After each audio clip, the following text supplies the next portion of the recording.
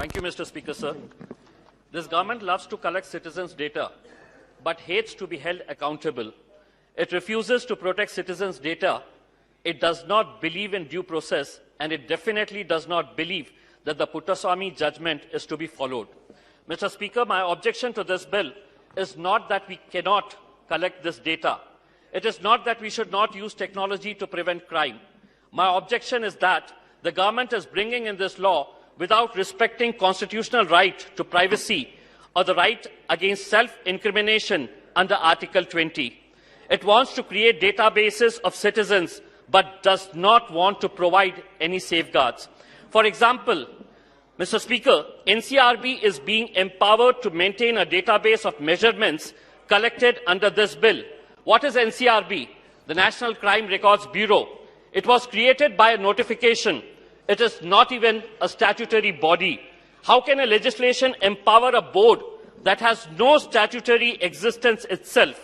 Secondly, under Section 4, no parameters have been provided on who has the power to access this data, what police officer, of what rank. Mr. Speaker, I have certain questions for which I would like the Honourable Home Minister to answer. Under what circumstances can a cop be allowed or denied access to this database? What are the permissible uses of this database? What punishment happens if a police officer uses this database in violation of extant law? Will defendants, it's very important, will defendants in criminal trials be also allowed to use the database to prove their innocence? What will be the procedure to do so? Improper recording or handling of the data in database is a serious concern. What are the safeguards against malicious misuse or distortion of this data? Mr. Speaker, sir, my question is, what safeguards exist? One cannot be forced to provide a DNA sample or other information simply because they have been arrested or detained. This is because it is violation of their right against unreasonable searches. After Puttaswamy judgment, the police have to follow this standard. In short, collection of DNA or other measurements is only permissible if it is justified, and it cannot be a general practice.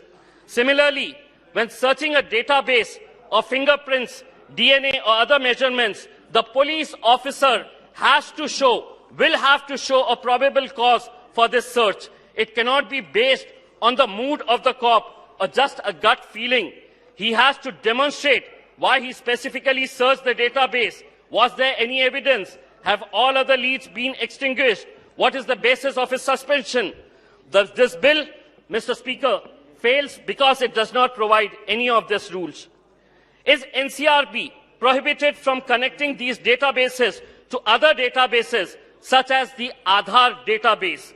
Linking various databases will mean that this government can sit in Delhi and practically identify any citizen anywhere. Interlinking databases is a huge violation of citizens' right to privacy, as they allow government to identify citizens even for purposes other than crime detention. And unfortunately, this is the reason why this bill is being brought. Mr. Speaker, sir, just 1 minute. Section 3 of this bill allows government to not only collect finger and footprints, but also physical biological samples, behavioral attributes, and iris and retina scans. This is unbridled power in the hands of government and police. What are the chances that these will not be misused and exploited? What is included in behavioral attributes? Does it include gait and facial recognition?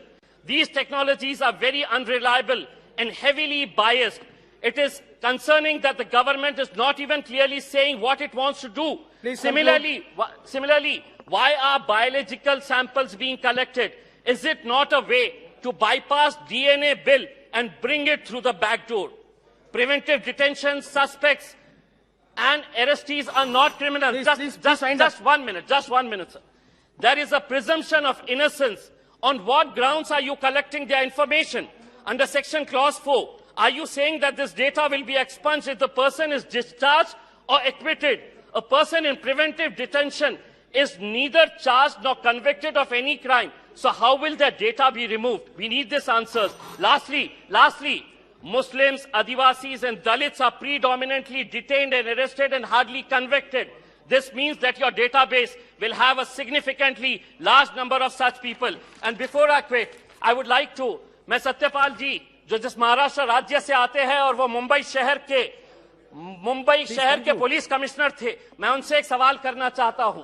अगर आप ये bill लेकर आ रहे हैं तो उसी महाराष्ट्र राज्य की एक सीनियर आईपीएस ऑफिसर रश्मि शुक्ला जी, जिसका मैटर अभी कोर्ट के अंदर गया, अपने विपक्ष के नेताओं के खिलाफ वो किस तरह से गैर कानूनी तरीके से फोन टैपिंग का मामला सामने आया है। अगर आपको यही अगर करना है तो ऐसे कानून लाने की जरूरत क्या है? आपकी सरकार तो जो चाहे जिसे चाहे अंदर करने का अगर तय कर ली है तो वो कर रही है, तो ऐसे कानून लाकर हमारे को ये यहाँ पर